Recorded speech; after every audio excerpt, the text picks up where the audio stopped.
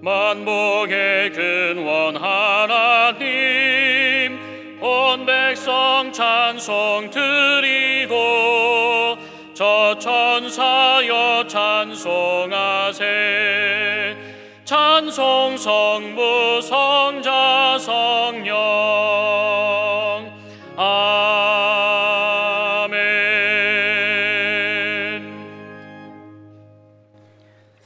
복 있는 사람은 악인들의 꾀를 따르지 아니하며 죄인들의 길에 서지 아니하며 오만한 자들의 자리에 앉지 아니하고 오직 여호와의 율법을 즐거워하여 그의 율법을 주야로 묵상하는도다.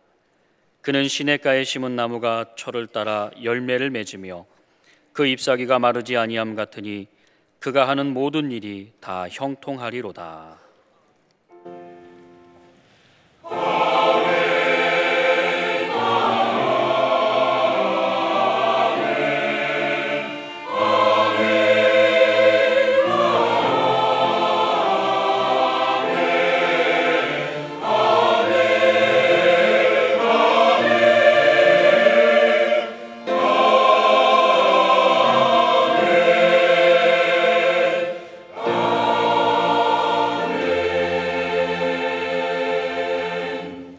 이 시간 하나님께서 우리에게 주시는 구약의 말씀은 이사야 49장 8절입니다. 제가 보는 성경으로는 1028쪽입니다. 이사야 49장 8절입니다. 여호와께서 이같이 이르시되 은혜의 때에 내가 내게 응답하였고 구원의 날에 내가 너를 도왔도다. 내가 장차 너를 보호하여 너를 백성의 언약으로 삼으며 나라를 일으켜 그들에게 그 황무하였던 땅을 기업으로 상속하게 하리라. 아멘.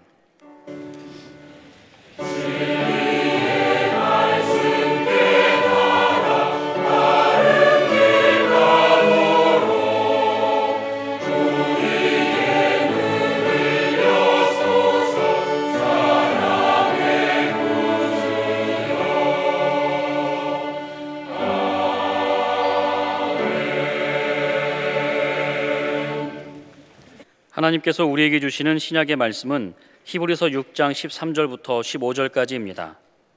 제가 보는 성경으로는 358쪽입니다. 히브리서 6장 13절부터 15절까지입니다. 하나님이 아브라함에게 약속하실 때에 가르쳐 맹세할 자가 자기보다 더 큰 이가 없으므로 자기를 가리켜 맹세하여 이르시되 내가 반드시 너에게 복주고 복주며 너를 번성하게 하고 번성하게 하리라 하셨더니 그가 이같이 오래 참아 약속을 받았느니라. 아멘. 사람, 특히 그리스도인들은 모름지기 하나님의 은혜를 받고 하나님께서 주시는 복을 받아야 삽니다. 인생을 제대로 은혜롭고 복되게 살아갈 수 있습니다. 금년에는 우리 모든 성도들이 아무쪼록 하나님의 은혜와 복을 풍성하게 받으며 누리며 살아가시기 바랍니다. 이런 데 대한 하나님의 뜻은 어떠십니까? 오늘의 신약 본문 14절과 15절에 이르시되 내가 반드시 너에게 복주고 복주며 너를 번성하게 하고 번성하게 하리라 하셨더니 그가 이같이 오래 참아 약속을 받았느니라. 이 말씀은 아브라함에게만 해당되는 말씀입니까? 아닙니다. 하나님께서 죄 없으신 외아들 예수 그리스도의 십자가로 말미암아 자녀 삼으신 우리 그리스도인들에게 복을 쏟아부어 주시려고 만반의 준비를 다 갖추고 계십니다. 무슨 꼬투리를 잡아서 책망하시고 징계하시기를 즐겨하시기보다는 이러니까 복을 줘야지, 저러니까 복을 줘야지 하시는 분이십니다. 부모의 마음을 생각하면 하나님의 이러한 마음을 얼마든지 헤아려 볼 수 있습니다. 부모가 자식에게 주는데 아까운 마음이 있습니까?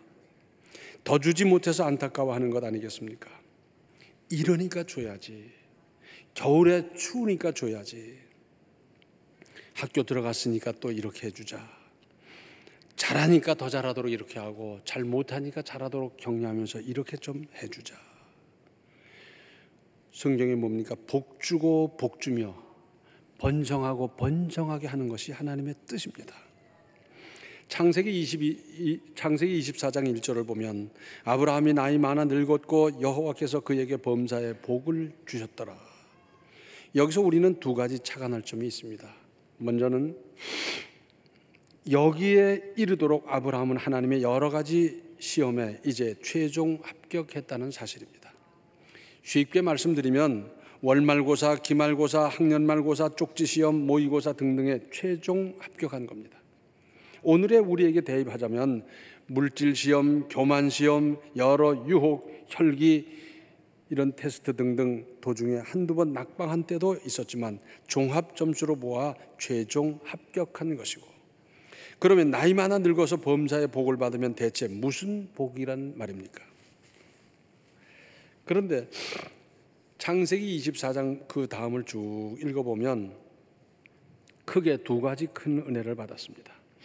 100세에 얻어서 눈에 넣어도 아프지 않을 아들 크미야 오기야 길러뒀다가 모리아산에서 바치기까지 했던 이삭으로 말미암아 자부를 맞았습니다.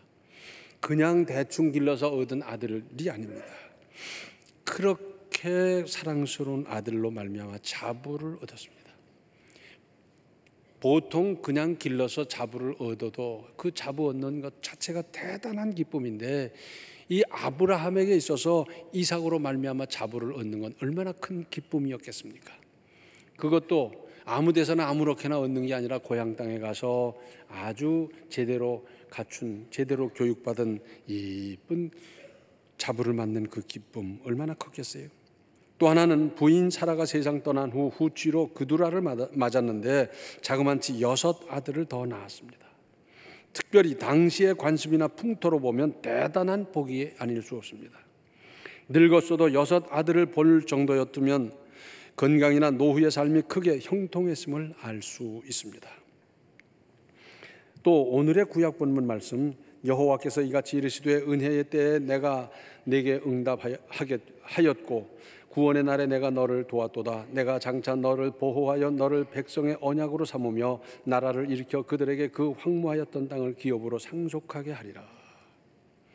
꼭 필요한 그때에 바로 그것을 주시는 은혜, 하나님의 능력이라야 건져낼 수 있을 때 구원하시는 하나님의 은혜, 이런 은혜 주시기를 기뻐하시는 하나님이십니다. 예레미야 29장 11절로 13절을 보면 여호와의 말씀이니라. 너희를 향한 나의 생각을 내가 아나니 평안이요 재앙이 아니니라. 너희에게 미래와 희망을 주는 것이니라. 너희가 내게 부르짖으며 내게 와서 기도하면 내가 너희들의 기도를 들을 것이요 너희가 온 마음으로 나를 구하면 나를 찾을 것이요 나를 만나리라. 하나님을 찾고 만나면, 그리고 하나님께 아뢰면 다 해결되는 것 아니겠어요? 우리 속담에 내는이 죽는 꾀만 낸다는 말이 있습니다. 무슨 뜻이냐면 자기 나름대로는 지혜롭게 무슨 방안을 마련한다고 했는데 주변에서 보니까 아무리 보아도 안 될 일이고 틀려지게 생겼고 잘못되게 마련이고 그런 거예요. 복은커녕 망할 꾀만 내는 사람이 더러 있습니다. 우리 중에는 그렇게 할 사람이 없겠거니와 우리는 어떻게 해서 우리 하나님께서 예비하시고 주지 못해 안타까워하시는 복을 받으며 살 수 있겠습니까? 먼저 시편 134편 3절에 천지를 지으신 여호와께서 시온에서 내게 복을 주실지어다 했습니다. 무슨 말씀입니까? 시온, 곧 하나님의 성전에서 복을 주신다는 말씀입니다. 그러니까 하나님의 전에서 예배드리면서 받는 은혜, 거기에 지혜가 있고 거기에 능력이 있고 거기에 길이 있고 복이 있는 겁니다. 에스겔서 47장을 보면 성전 문지방 밑에서 물이 나와서 사방으로 흘러들어가서 생명이 살아나도록 하는 광경을 적고 있습니다. 그 12절 중반절에 그 물이 성소를 통하여 나옵니다. 성소에서 나온다는 거예요. 여기저기 따라다니지 말고 본 교회에서 예배드리면서 여기서 은혜 받으십시오. 봉사도 여기서 하고 성경도 여기서 배우고 하나님을 섬기는 일도 여기서 하고 복도 여기서 받으십시오. 지금까지 나타난 여러 현상을 보면 은혜 받으러 다닌다고 이곳저곳 찾아다니다가 잘못된 일이 얼마나 많습니까? 우리에게는 천안중앙교회라는 시은좌를 주셨습니다. 은혜 베푸는 자리, 은혜 베푸는 장소. 어디를 방황한단 말입니까? 아무쪼록 여기서 은혜 받고, 여기서 복을 받고, 여기서 해결 받고, 여기서 응답 받고, 여기서 다 이루십시오. 그리고 기대하십시오. 금년은 하나님께서 나를 지켜주시고 나를 들어 쓰시고 나에게 복을 주시는 한 해가 되도록 기대하고 소망하고 그렇게 행동할 일입니다. 말도 그렇게 하고 행동도 그렇게 하고 기도도 그렇게 하는 겁니다. 그런데 많은 사람들이 나야 뭘 그러면서 포기하고 자기와 상관없는 것처럼 생각을 많이 해요. 일본 사람들이 우리나라를 다스릴 때 독립의 의지나 발전하는 생각이나 이런 걸 못하도록 은근히 퍼뜨린 게 있어요. 그게 뭐냐면 엽전 의식입니다. 엽전이 뭘, 우리는 틀렸고 우리는 무슨 독립을 하나 이런 생각을 하도록 그 영향이 지금까지 미치는 바가 있습니다. 그래서 흔히 우리는 내가 뭘, 나 같은 것이 뭘, 아닙니다. 나 한 사람을 구원하기 위해서 천하보다 귀중한 생명이고 나 자체가 천하보다 귀중한 생명이고 나를 구원하시기 위해서 예수께서 몸버려 피 흘려야 했던 것 아니겠습니까?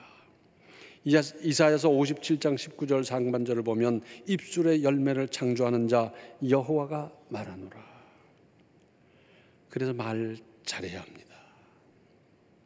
기대의 말을 할 일입니다.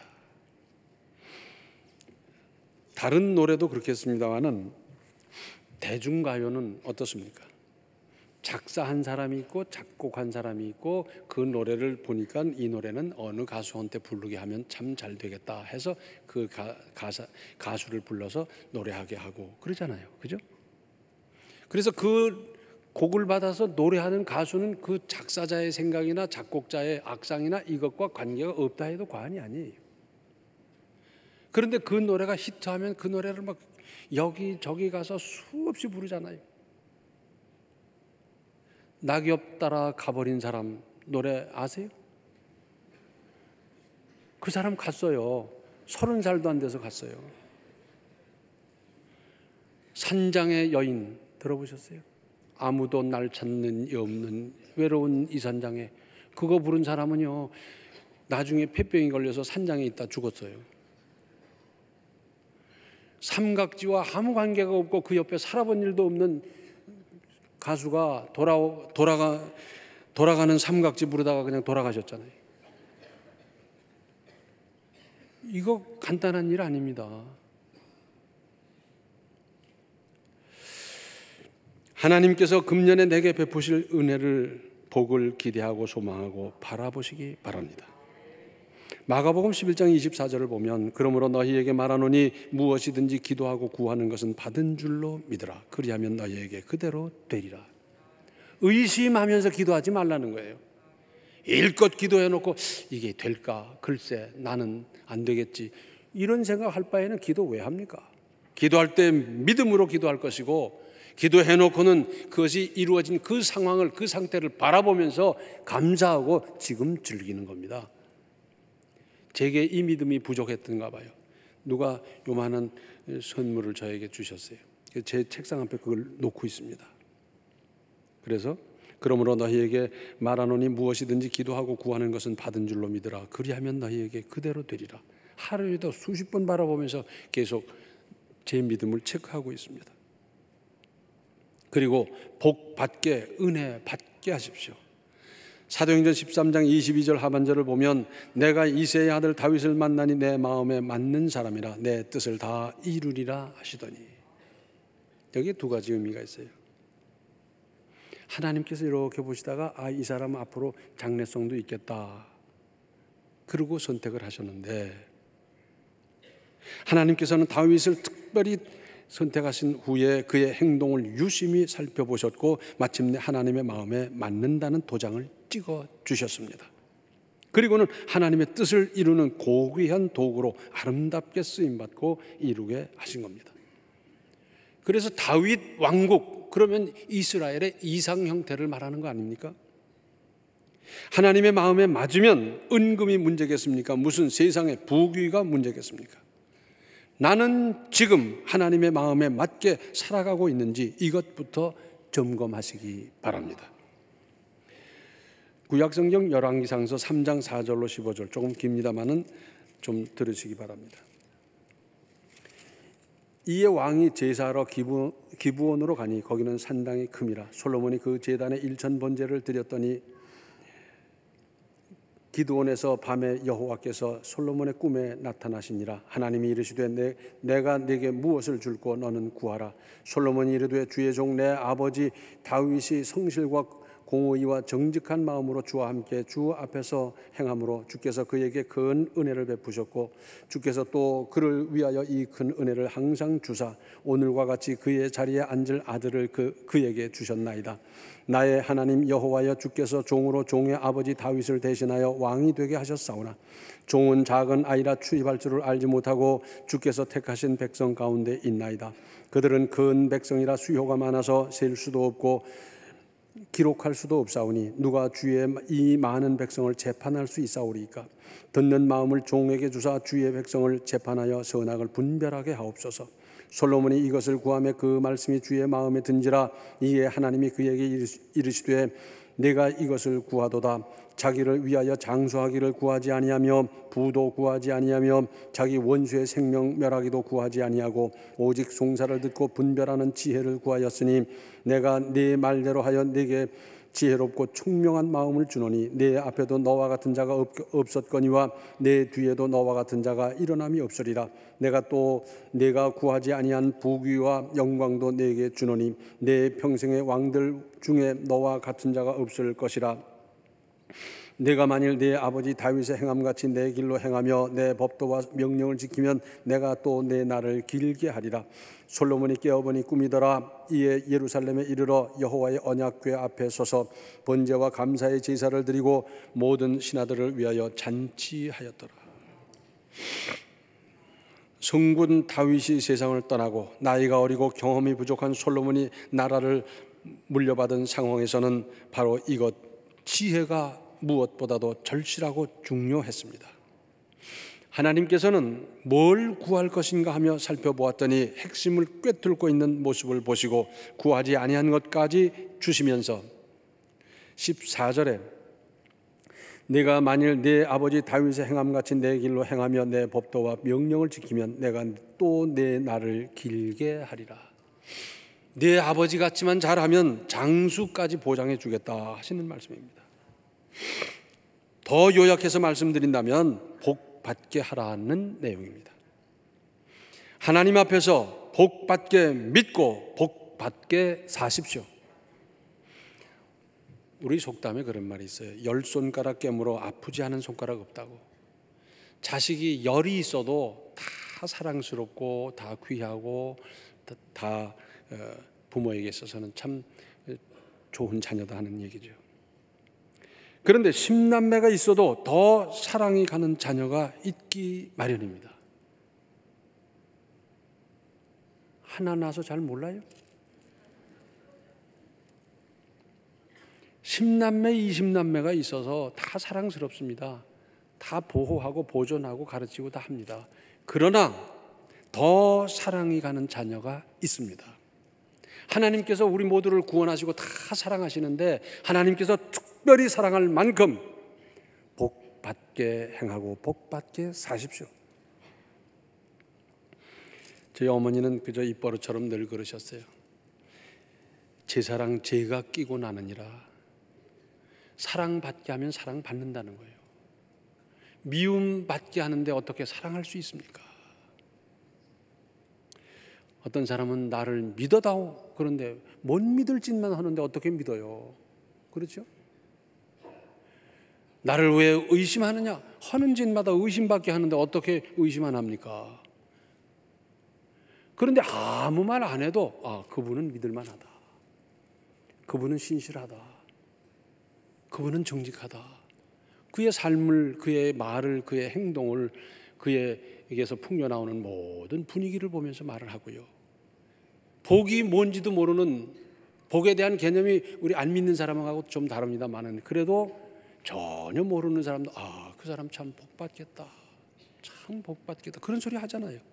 그런가 하면 그 사람 복받기는 어렵겠다, 믿기는 믿는 모양인데 복은 못 받겠다, 이런 생각 사람들이 한다니까요. 애기들, 어린이들 기르다 보면 이쁜 짓 하잖아요. 그죠? 그 이쁜 짓이라는 걸 하나로 딱 부러지게 말할 수는 없습니다만 이쁜 짓 하잖아요.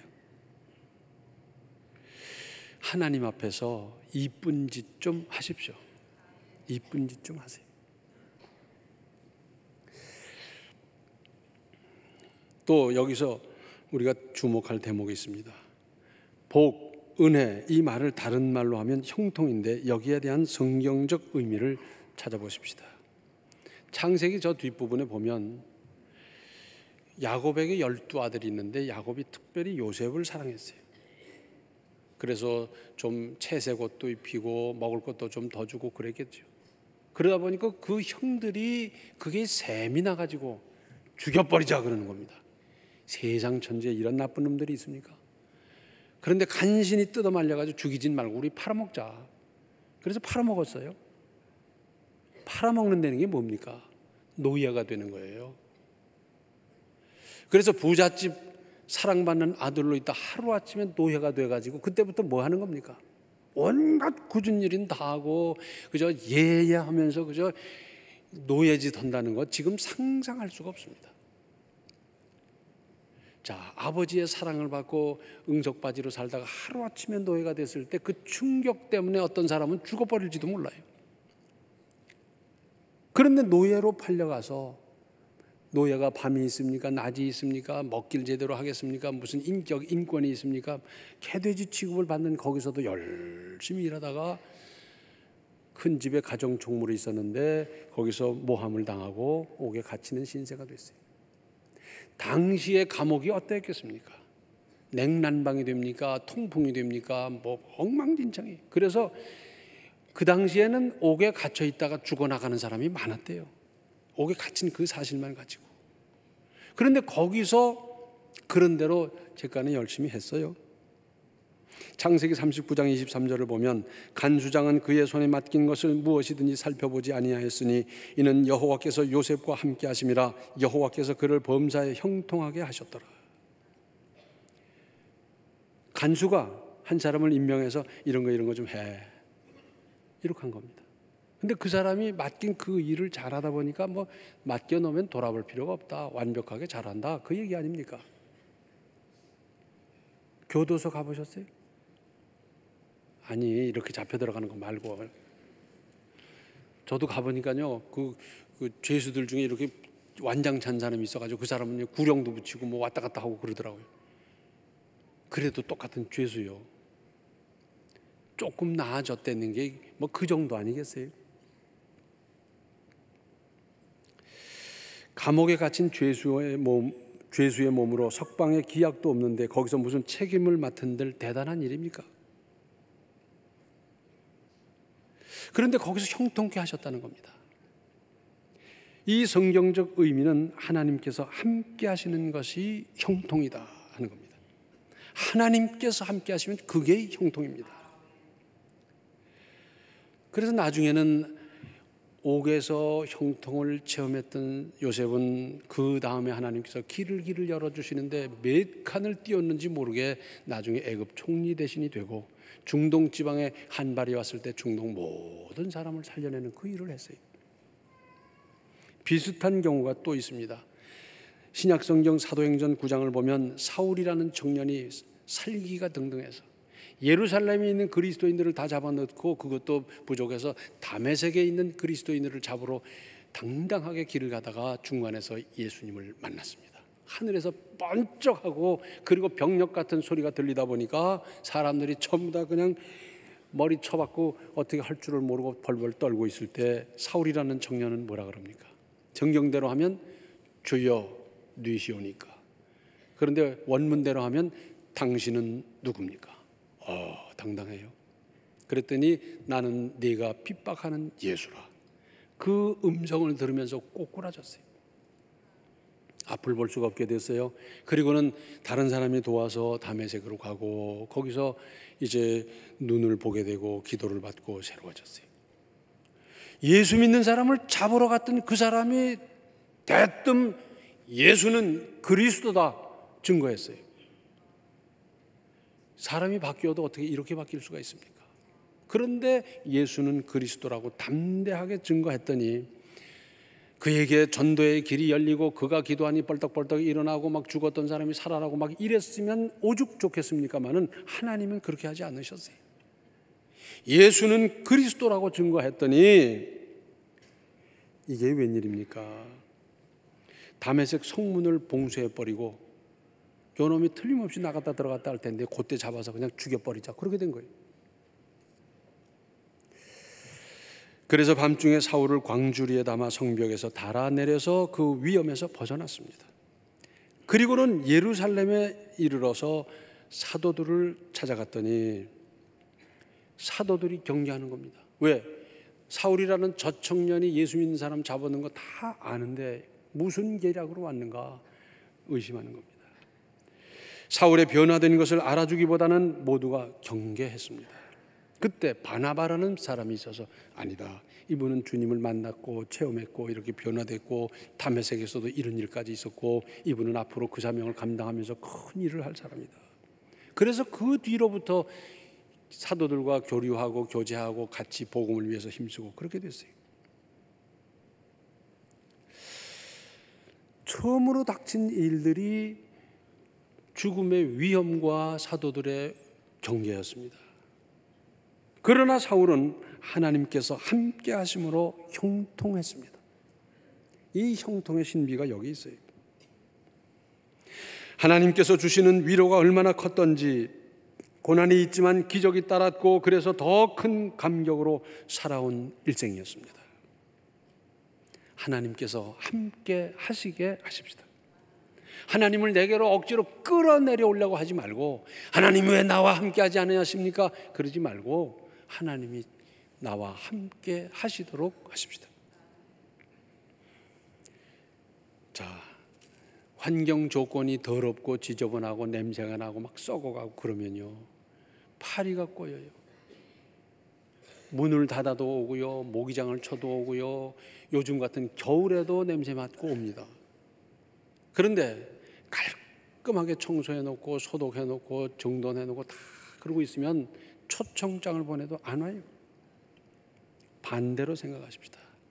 우리가 하나님께서 나에게 오지 않을 수 없도록, 하나님께서 동행하지 않을 수 없도록, 내가 복 받지 않을래야 않을 수 없도록, 복 주시지 않을래야 않을 수 없도록 그렇게 좀 살아보십시다. 그러면 하나님께서 구하지 아니한 것까지 주신다니까요. 이제 금년은 내가 은혜 받고 내가 복 받고 하나님의 이 역사를 이루는 한 해로 내가 만들고 주님이 찾아와서 나와 동행하셔서 보호해 주시고 안내해 주시고 보장해 주시는 이런 큰 역사를 이루면서 임마누엘 하나님을 일마다 때마다 그 손길 붙잡고 살고 그 손길 붙잡고 승리하고 성공한 금년 한 해가 되시기를 바랍니다. 기도하시겠습니다. 은혜로우신 아버지 하나님, 주님이 왜 나와 함께 하지 않느냐고 우리가 엉터리 없이 부르짖었던 것을 용서하여 주시옵소서. 이제 저희들이 주님 앞에서 예비한 그 복을 하나하나 다 받을 수 있게 하시고 그 은혜를 받을 수 있게 하여 주시고 그래서 형통한 인생을 금년에 살아갈 수 있도록 도와주시옵소서. 이러한 은혜로 말미암아 우리의 믿음이 능력 있는 믿음이 되게 하시고 우리의 사업이, 우리의 가정이, 우리의 범사가 하나님 주시는 복 가운데서 날마다 윤택하고 날마다 새로운 역사를 만들며 체험하며 감사하며 주님께 영광 돌리며 살아가게 하여 주시옵소서. 예수님의 이름 받들어 간절히 기도하옵나이다. 아멘. 금년에는 하나님 앞에서 복받게 행하여 복에 복을 받으며 누리며 사십시오. 지금은 생명의 주 예수 그리스도의 은혜와 하나님 우리 아버지의 극진하신 사랑과 성령의 감화 감동 충만 교통하심이 복의 복을 번성의 번성을 약속하신 그 복을 받으며 누리며 살기로 결단하는 모든 성도들 머리 위에 이제로부터 영원토록 함께 계시기를 간절히 축원하옵나이다. 아멘.